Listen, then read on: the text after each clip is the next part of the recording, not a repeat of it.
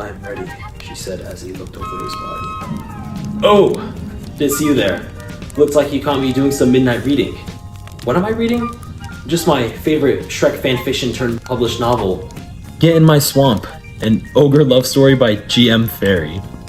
Now this book is a product of me going down a rabbit hole of fanfictions, and all I can say is that what I've found has definitely been interesting, and I think I'd like to share that with you guys.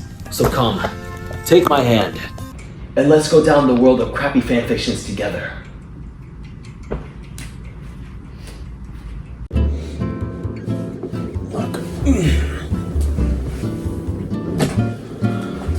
Okay, so fanfiction. A fictional writing written in an amateur capacity by fans, unauthorized by, but based on an existing work of fiction. Now these authors are able to take existing characters and make their own stories with them, which sounds great, but this can actually result in two things. One, cool, innovative stories that give new takes on characters that wouldn't be written by original IP holders, and then there's the more common outcome.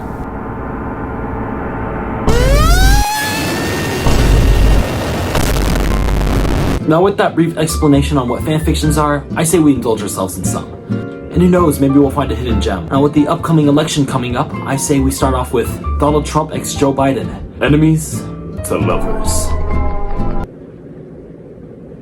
I doubt we're gonna find any hidden gems. The 2020 presidential debate has just ended, and what had transpired can only be described as one of the most hilarious and childish debates of all time. Trump would repeatedly get on Biden's nerves by interrupting and talking over him. It got so bad, Biden even told Trump to please shut up and keep yapping, man. The two candidates lead the debate thingy, I don't know what the F is called. They glance at each other as they are leaving. Later at his house, Biden was watching the news. He sighed and grabbed the remote to turn off the TV. Trump is such a clown, he thinks to himself. Then he gets up and checks his Instagram to find Trump in his DM request. Hi Joe, meet me at coffee shop. He clicks on the DM and responds, okay stupid idiot, go die, you are so annoying, I hope you drown in the coffee you drink, XOXOXO. Once arriving at the coffee shop, Joe glanced around looking for something orange to grab his eyes, for he knew it would be Trump. After finding him and getting seated, Trump started the conversation. So I needed to tell you something. What is it? Well, I think you're kinda cute. Trump confessed. What do you mean? I know I make fun of you a lot, but I do think you're cute. Oh, why do you think that? Because. And then, I don't know, Trump has like a seizure or something. Well then I guess I should get going now. Joe gets out of his seat and starts to walk towards the exit. Then suddenly, out of nowhere, don't leave me, Joe-chan. Joe Biden, I love you. Ever since I seen your stupid face in 2009. Trump then cupped Joe's face and leaned in. He could feel his lips touch Biden, but Biden pushed him away. Trump then ran out of the coffee shop and drove off. What am I reading? Feeling remorse for what he had just done, he chose to drive after Trump. After a bit of searching, he found Trump's car parked, and Trump standing at the edge of a cliff. Joe runs towards him, now only a foot away from him. Trump, what are you doing? Trump had tears dripping from his eyes. His throat was hurting and he spoke with a scratchy voice. I don't deserve to live. You don't even genuinely like me back. Biden, I love you. Donald grinned even though he was clearly in pain. Then fell backwards? What? But then Joe Biden quickly ran up and grabbed him before he could fall off the cliff. Trump, I'm sorry for making you feel rejected. I do love you. With tears in both of their eyes, they then kissed each other. Let's go home, Biden said. Donald placed his hand on Joe's as they walked off into the distance. Until Trump got assassinated right in front of Biden. Joe then got a glimpse of who assassinated Trump. It was...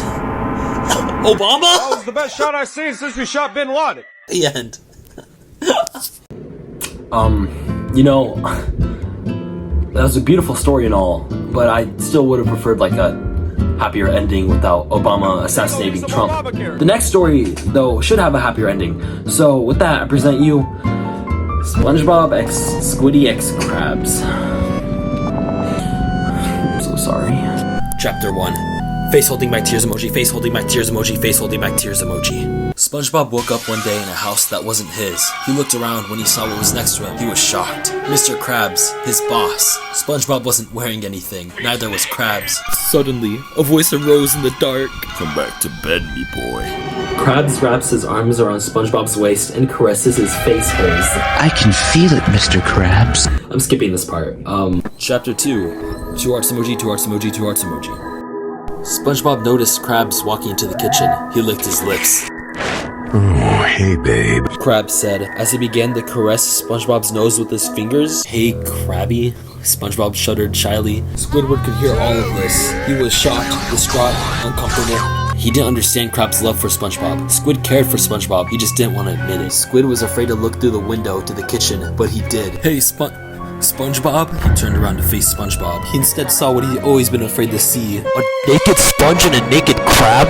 I'm skipping this part as well. Chapter 5. Engagement ring, engagement ring, engagement ring. SpongeBob SquarePants. Krabs got down on one knee. Would you make me the happiest crab in the world and marry me? Krabs gives SpongeBob puppy dog eyes. Yes, 1,000 times yes. Squid gagged. He was at a loss for words. Was his true love actually gonna marry a player like Krabs? Maybe, but he had to do something about it. Squid stands. I think I object. Yeah, objection. He holds his fist, tentacle, high and proud. Krabs laughed at Squid. SpongeBob looked afraid. Sponge grabbed Squid and asked him, Why would you object to my engagement? because Krabs is a player. He doesn't deserve your glory. SpongeBob's eyes lit up. Did Squidward just confess his love to SpongeBob without actually confessing his love to SpongeBob? Yes. Answer me honestly, Squidward. Do you love me? Sponge caressed Squid's cheeks. You know what? This part's getting kind of boring. I'm gonna just skip to the end.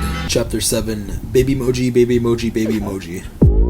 Squid and SpongeBob were just regular sea creatures, or so you may think. But 10 years, a successful business, and 4 kids later? I'm done with the story, man. I have no words. I mean, the story was just... A voice arose in the dark. Come back to bed, me boy. Reading these 2 fanfictions, though, have got me thinking. The concept of a fanfiction can lead to so many outcomes. I mean, writers have the opportunity to do whatever creative thing they want with any character they want. And yet, when someone thinks of fanfiction, the first thing they think of is crappy romance story shipping 2 characters that would never normally be together. And which is why for our 3rd story, I'm actually going to write my own fanfiction that isn't just a crappy romance starring 2 characters that would never normally be together. And to make things more interesting, the characters I'm going to write about are going to be whatever names I pull out of this hat. So the first one is LeBron James and Dr. Doofenshmirtz. All I can say is that this is definitely a lot better than some of the other options that were in the hat. Now I say it's about time for a writing montage. To be a writer of fanfiction is to dance on the edges of established worlds, to breathe life into characters beloved by many, and to weave new tales that sparkle with the magic of imagination. It's diving headfirst into the realms of fandom, where passion and creativity collide in a symphony of words and dreams. Writing fanfiction is a love letter to the stories that have captured our hearts, a celebration of the universes that have become our second homes. It's about embracing the familiar and the cherished, while daring to explore uncharted territories, to envision what-ifs and could-have-beens that shimmer like stars in the night sky. As a fanfiction writer, you are both an architect and a painter, building upon the foundations laid by others and adding your own colorful brushstrokes to the canvas of storytelling. It's about honoring the original creators while offering your own unique perspective, your own voice, your own dream to the tapestry of fandom. The right fanfiction is to connect with a community of kindred spirits, to share in the joy of creation, the thrill of discovery, and the warmth of camaraderie. It's about building bridges between hearts separated by distance and time, finding solace and inspiration in the stories we tell and the worlds we create together. So here I am, pen in hand, heart in the stars, ready to dive into the swirling seas of fandom, to write, to dream, to create. For in these moments, I am not just a writer of fanfiction. I am a storyteller, a dream weaver, a guardian of worlds both old and new. And with that, I present to you the final story. From Downtown to Danville, a LeBron James and Dr. Doofenshmirtz story. Written by Enchilada.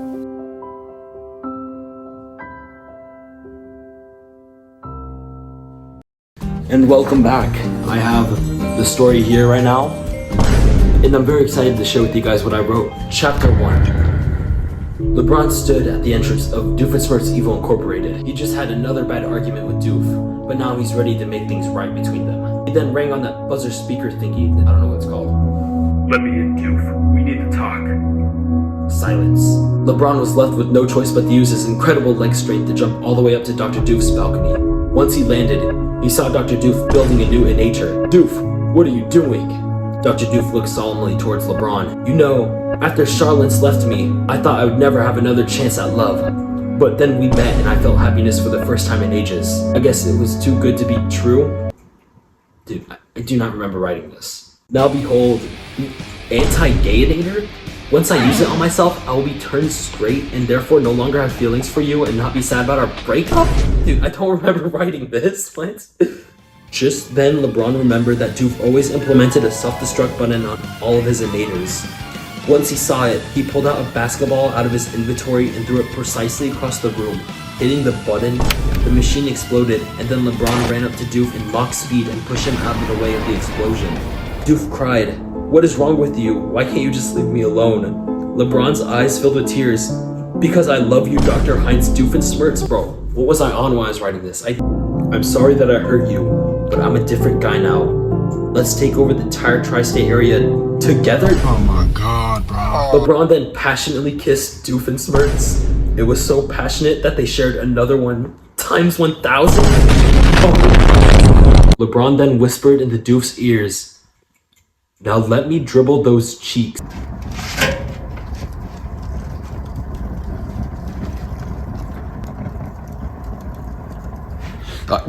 I'm so sorry about that, guys. I totally zoned out during that entire montage. I don't remember writing any of that. I got lost in the sauce. The pen moved by itself.